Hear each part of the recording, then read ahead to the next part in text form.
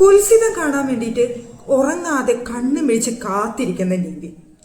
അക്ബർ ഒന്ന് പറഞ്ഞത് കൂടിപ്പോയി. എനിക്ക് തോന്നുന്നു തമാശയായി പറഞ്ഞതാണ്. പക്ഷെ അത് ഒരുപാട് ഫീൽ ചെയ്ത് പൊട്ടിക്കരഞ്ഞ് ആദിലയെ നമുക്ക് കാണാനായിട്ട് സാധിച്ചു.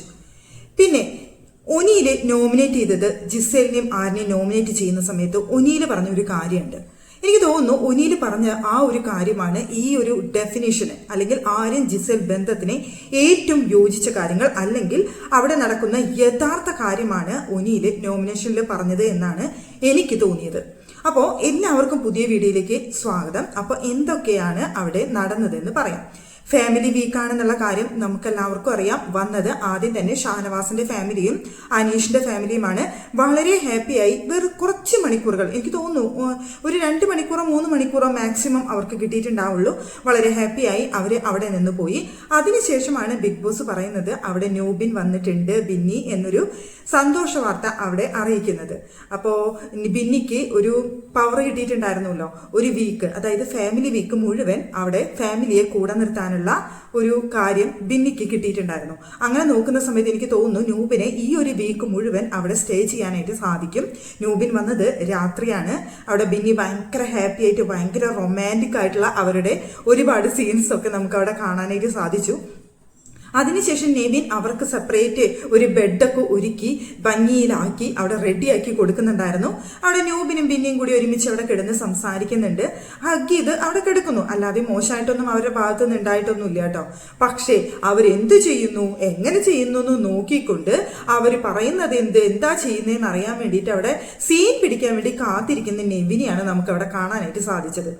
ഭയങ്കര ബോറായിരുന്നു കേട്ടോ. കുറച്ചൊക്കെ തമാശയാണ്, ഇല്ലെന്നൊന്നും ഞാൻ പറയുന്നില്ല. അവരുടെ സംസാരിക്കുമ്പോഴും അവരങ്ങനെ ചെയ്യുമ്പോഴൊക്കെ കുറച്ച് തമാശയായിട്ടൊക്കെ നമുക്ക് കാണിക്കാം. ഞാൻ തമാശയായിട്ട് തന്നെയാണ് ആദ്യം നെവിൻ ചെയ്യുന്നത് വിചാരിച്ചത്. അതിനുശേഷം അനുമോൾ അവിടെ കൊണ്ടുവന്ന് പൊതുപ്പും പില്ലോയും ഒക്കെ വെച്ചിട്ട് ഇവിടെ നിവിൻ സീൻ പിടിക്കാനായിട്ട് ഇരിക്കുന്നുണ്ട്. ഇതിവിടെ തടസ്സമായിട്ട് ഇരുന്നോട്ടെ എന്ന് പറഞ്ഞുകൊണ്ട് നിവിൻ അവിടെ കാണാതിരിക്കാൻ വേണ്ടിയിട്ട് അവിടെ പൊതുപ്പും പില്ലോ ഒക്കെ വെച്ച് സെറ്റ് ചെയ്ത് കൊടുത്തു. കുറച്ച് കഴിഞ്ഞപ്പോൾ നിവിൻ വന്ന് ഈ പൊതുപ്പും പില്ലോയും ഒക്കെ എടുത്തു മാറ്റിയിട്ട് വീണ്ടും അങ്ങനെ വേണ്ട ഞങ്ങൾ നോക്കട്ടെ എന്ന് പറഞ്ഞുകൊണ്ട് നിവിൻ വീണ്ടും സീൻ പിടിക്കാനായിട്ട് ഇരിക്കുന്ന കണ്ടു. അവരുടെ പ്രൈവസിയിലേക്ക് എത്തി നോക്കുന്ന നിവിൻ അവിടെ കണ്ട സമയത്ത് വളരെ മോശമായിട്ട് തോന്നി. തമാശയായിട്ട് ചെറുതായിട്ടൊക്കെ ആവാം, പക്ഷെ ഇത് കുറച്ചധികം ഓവറായിട്ട് നിവിൻ അവിടെ കാണിക്കുന്ന പോലെ തോന്നി. അതിനുശേഷം അനുമോള് കൊണ്ടുപോയിട്ട് അനുമോളുടെ ബെഡിൽ നിവിനെ കൊണ്ടുപോയി കിടത്തുന്നുണ്ട്. എന്നിട്ട് നീ ഇവിടെ ഇരുന്നിട്ട് സീൻ പിടിച്ചോളാൻ പറഞ്ഞിട്ട്. അപ്പോൾ അനുമോളുടെ ബെഡിൽ ഇരുന്ന് കഴിഞ്ഞാൽ കാണാൻ പറ്റുന്ന സീൻസ് എന്ന് പറയുന്നത് ആര്യനും ജിസേലും കൂടി ഒരുമിച്ച് കിടക്കുന്ന സീൻസ് ആണ്. ആദ്യം അവിടെ പുതച്ച് നെവിൻ വന്ന് കിടന്നു. പിന്നെയാണ് മനസ്സിലായത് ഇവരുടെ സീൻസ് കാണാലോ എന്നുള്ളൊരു ബോധം വന്നതെന്ന് തോന്നുന്നു. നെവിൻ എഴുന്നേറ്റിരുന്ന് അവരുടെ സീൻ പിടിക്കാൻ വേണ്ടിയിട്ട് ഇങ്ങനെ കണ്ണിങ്ങനെ മിഴിച്ചു നോക്കുന്ന നെവിനെ നമുക്ക് അവിടെ കാണാനായിട്ട് സാധിച്ചു. സംഭവം തമാശയായിട്ടാണോ സീരിയസ് ആയിട്ടാണോ എന്ന് ചോദിച്ചു കഴിഞ്ഞാൽ തമാശ ആവാം ഒരു പക്ഷേ ഒത്തിരി ഓവറല്ലേ എന്ന് തോന്നിപ്പോയി. ഇപ്പോൾ ഞാൻ പറഞ്ഞു ഒനിയില് അവിടെ നോമിനേറ്റ് ചെയ്യുന്ന സമയത്ത്, ജിസേലിനെ നോമിനേറ്റ് ചെയ്യുന്ന സമയത്ത് ഒനിയില് പറഞ്ഞ കാര്യങ്ങൾ അത് വളരെ കറക്റ്റ് ആയിട്ടുള്ള കാര്യങ്ങളാണ്. ഇപ്പോൾ ആര്യൻ ജിസേൽ ബന്ധം നമ്മളൊക്കെ ചർച്ച ചെയ്യുന്നില്ലേ? അവരവിടെ മോശമായി ചെയ്തിട്ടുണ്ടോ ചെയ്തിട്ടില്ലേ എന്നൊന്നും നമ്മളെ ബാധിക്കുന്നൊരു കാര്യമേ അല്ല. ചെയ്താലും ചെയ്തില്ലെങ്കിലും അത് അവരുടെ മാത്രം പേഴ്സണൽ കാര്യങ്ങളാണ്.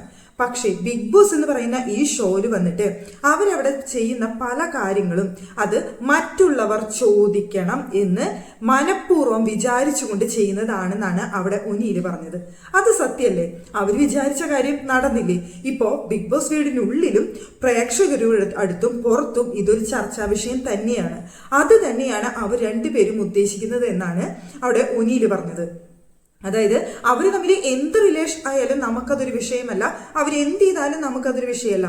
പക്ഷേ മറ്റുള്ളവർ കാണുകയും പലതും ചെയ്യുകയും അല്ലാന്നുണ്ടെങ്കിൽ എന്തൊക്കെയോ ഉണ്ടെന്ന് ബോധ്യപ്പെടുത്താൻ അല്ലെങ്കിൽ മറ്റുള്ളവരെ കാണിക്കാൻ വേണ്ടിയിട്ട് എന്തൊക്കെയോ ചെയ്ത് മറ്റുള്ളവരുടെ മനസ്സിലേക്ക് വല്ലാത്തൊരു കാര്യങ്ങൾ ഇട്ടുകൊടുത്ത് അവരെ കൊണ്ട് ഈ ടോപ്പിക് സംസാരിപ്പിക്കുക, അല്ലെങ്കിൽ അവർക്കിടയിൽ ഇതൊരു ചർച്ചാ വിഷയമാക്കി മാറ്റുക എന്നുള്ളതാണ് ആര്യന്റെയും ജിസേലിന്റെയും ഗെയിം എന്നാണ് ഒനിയിൽ അവിടെ പറഞ്ഞത്. ആ പറഞ്ഞത് വളരെയധികം ശരിയായിട്ടുള്ള കാര്യമാണ് എന്നാണ് എനിക്ക് തോന്നിയത്. കാരണം ഇതിവിടെ എപ്പോഴും ചർച്ചാ വിഷയമായ ഒരു വിഷയമാണ്. ഇപ്പൊ അവര് തമ്മിലുള്ള റിലേഷൻ എന്താണെങ്കിലും ഇപ്പൊ നമ്മളെ സംബന്ധിച്ചിടത്തോളം ഒന്നുമല്ല, അവരുടെ പേഴ്സണൽ ആയിട്ടുള്ള കാര്യങ്ങളാണ്.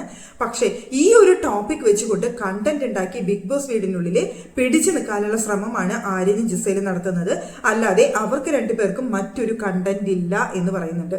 ജിസേല് നല്ലൊരു ഗെയിമർ ആയിട്ടൊക്കെ നമുക്ക് ആദ്യം തോന്നിയിട്ടുണ്ട്. ഇപ്പൊ ജിസേലിന് അങ്ങനെ ഒരു ഗെയിം ഉള്ളതായിട്ട് എനിക്ക് തോന്നിയിട്ടില്ല കേട്ടോ. ജിസേൽ അവിടെ ഇങ്ങനെ വെറുതെ പിടിച്ചു നിൽക്കുന്നു. കുറച്ച് കൊഞ്ച് വീക്കെൻഡ് വരുമ്പോൾ ലാലേന്റെ അടുത്ത് കുറച്ച് കൊഞ്ചി കുഴയും, കുറച്ച് ഇങ്ങനെയൊക്കെ കാണിച്ചു കൂട്ടും, കുറച്ച് മോഡേൺ ഡ്രസ്സൊക്കെ ഇട്ടിട്ട് എല്ലാവരെയും കാണിക്കും എന്നല്ലാതെ ജിസേലിന് പ്രത്യേകിച്ച് ഒരു ഗെയിം ഒന്നുമില്ല. ഇപ്പൊ ബിന്നി പറഞ്ഞതുപോലെയും നെവിൻ പറഞ്ഞ പോലെയൊക്കെയാണ്. അതായത് ആലു പൊറോട്ട എന്ന ഇത് ഒഴിച്ചു കഴിഞ്ഞാൽ ജിസേലിന് മറ്റൊരു ഗെയിം ഇല്ല. ഇപ്പൊ അവിടെ ഇപ്പൊ ചപ്പാത്തി ഉണ്ടാക്കാനും പൊറോട്ട ഉണ്ടാക്കാനും വേണ്ടിയിട്ടാണ് ജിസേൽ അവിടെ നിൽക്കുന്നത്. കിച്ചൺ എന്നുള്ളൊരു കണ്ടന്റ് ഒഴിച്ച് മാറ്റി നിർത്തി കഴിഞ്ഞാൽ ജിസേലിന് മറ്റൊരു കണ്ടന്റ് ഇല്ല. അവിടെ ആര്യനെ സംബന്ധിച്ചിടത്തോളം ജിസേലിന് വേണ്ടിയിട്ട് പണിയെടുക്കുന്നു. ജിസേൽ പറയുന്നത് എന്താണോ അതാണ് ആര്യനെ സംബന്ധിച്ചിടത്തോളം കണ്ടന്റ്. ജിസേലിന് വേണ്ടി ആര്യൻ സംസാരിക്കുന്നു, ആര്യന് വേണ്ടി ജിസേൽ സംസാരിക്കുന്നു എന്നല്ലാതെ അവർക്ക് രണ്ടുപേർക്കും മറ്റൊരു കണ്ടന്റ് ഇല്ല എന്ന് പറയുന്നുണ്ട്. ഇനിയിപ്പോ കണ്ടന്റ് ഉണ്ടെങ്കിൽ തന്നെ അത് ആര്യനാണ്. ആര്യൻ നന്നായി ടാസ്ക് ചെയ്യുന്ന ഒരാളാണ്. പക്ഷെ പറഞ്ഞിട്ട് എന്താ കാര്യം? ക്യാപ്റ്റൻസി ടാസ്ക് വന്ന സമയത്ത് ഇത് മരപ്പൊട്ടനാണോ എന്ന് തോന്നിപ്പോയി. എല്ലാ കാര്യങ്ങളും അവിടെ ഒട്ടിച്ചു കഴിഞ്ഞ് ഇനി ഒരു എന്നിന്റെ ആവശ്യമുള്ളൂ. ബിഗ് ബോസ് അവിടെ പറഞ്ഞിട്ടുണ്ട്, എന്നെ സെപ്പറേറ്റ് അവിടെ വെച്ചിട്ടുണ്ട്, അത് ഒരാൾക്ക് കിട്ടുള്ളൂ. ഏറ്റവും ആദ്യം അത് ആരാണ് എടുക്കുന്നത്, കൊണ്ടുപോയി വെക്കുന്നത്, അവരാണ് ക്യാപ്റ്റൻ എന്നുള്ളത്. അവിടെ എന്നെ മാത്രം വെക്കാനായിട്ട് നിൽക്കുന്ന സമയത്ത് എന്നെ തപ്പിയോണ്ട് ആ ബാസ്ക്കറ്റിൽ തന്നെ നിൽക്കുന്നു. ഈ പൊട്ടനായിട്ടുള്ള ആരെന്ന് എനിക്ക് തോന്നിപ്പോയി. അതുകൊണ്ട് മാത്രമാണ് ബിന്നി അവിടെ ക്യാപ്റ്റൻ ആയത്. അല്ലെങ്കിൽ അത് ആരും വിജയിക്കേണ്ട ഗെയിം ആയിരുന്നു. അപ്പൊ അതൊരു മണ്ടൻ തന്നെയാണ് തോന്നിപ്പോയിട്ടോ. ചില സമയത്ത് എനിക്ക് തോന്നും അതിന്റെ തീരെ പക്വതയില്ല, തീരെ 10-23 വയസ്സല്ലേ ഉള്ളൂ. അതിന്റെ ആ 23 വയസ്സിന്റെ കൂടി പക്വതയോ ഒരു ബോധോ ബുദ്ധിയോ ഒന്നുമില്ലാത്ത ഒരു ചെറുക്കനാണെന്ന് ചില സമയത്ത് എനിക്ക് തോന്നാറുണ്ട്. അപ്പൊ എനിക്ക് പാവം തോന്നുന്നു കേട്ടോ. അയ്യോ, ഇതൊരു ഇള്ള കുട്ടിയാണല്ലോ ദൈവമേ എന്ന് ആലോചിച്ചുകൊണ്ട്. ഇന്നിപ്പോ അനുവിന്റെ അടുത്ത് രാത്രി ചൊറിയുന്നുണ്ട്. അനു അവിടെ നടക്കുന്ന സമയത്ത് എന്താ അനു ഒരു ഭയങ്കര വരൾച്ച പോലെ, എന്താണ് ഭയങ്കര ദുഃഖം പോലെ, നിരാശ പോലെ എന്നൊക്കെ പറഞ്ഞുകൊണ്ട് കളിയാക്കുന്നുണ്ടായിരുന്നു. ഇനിയിപ്പോ ഈ വീക്കിൽ ആരാണ് വരാൻ പോകുന്നത്, ഹസ്ബൻഡാണോ കാമുകനാണോ, ആരാണ് വരാൻ പോകുന്നത് എന്നൊക്കെ ചോദിച്ചുകൊണ്ട് അനുവിനെ കളിയാക്കുന്നുണ്ട്. അല്ല, ഹസ്ബൻഡൊക്കെ വന്നു കഴിഞ്ഞാൽ നിന്റെ വിഷമം മാറുമല്ലോ, കാമുകനൊക്കെ ആണെന്നുണ്ടെങ്കിൽ നിനക്ക് സ്നേഹം കിട്ടാണ്ടുള്ള വിഷമല്ലേ എന്നൊക്കെ പറഞ്ഞുകൊണ്ട് നന്നായിട്ട് കളിയാക്കുന്നുണ്ടായിരുന്നു അനുവിന്റെ അടുത്ത്. ഒരു ഡബിൾ മീനിങ് കളിയാക്കലായിട്ടാണ് ആര്യന്റെ എനിക്ക് തോന്നിയത്. പ്രായത്തിനൊത്തുള്ള സംസാരിക്കാതെ എന്തൊക്കെയോ പറയുന്ന പോലെ എനിക്ക് തോന്നി. ആ പറച്ചിലിന് വലിയ സുഖമായിട്ട് എനിക്ക് തോന്നിയില്ല. ഇപ്പൊ കളിയാക്കുന്നതിൽ കളിയാക്കാം, പക്ഷെ ഇത് ഒരു ഡബിൾ മീനിങ് കളിയാക്കലായിട്ടാണ് എനിക്ക് തോന്നിയത്.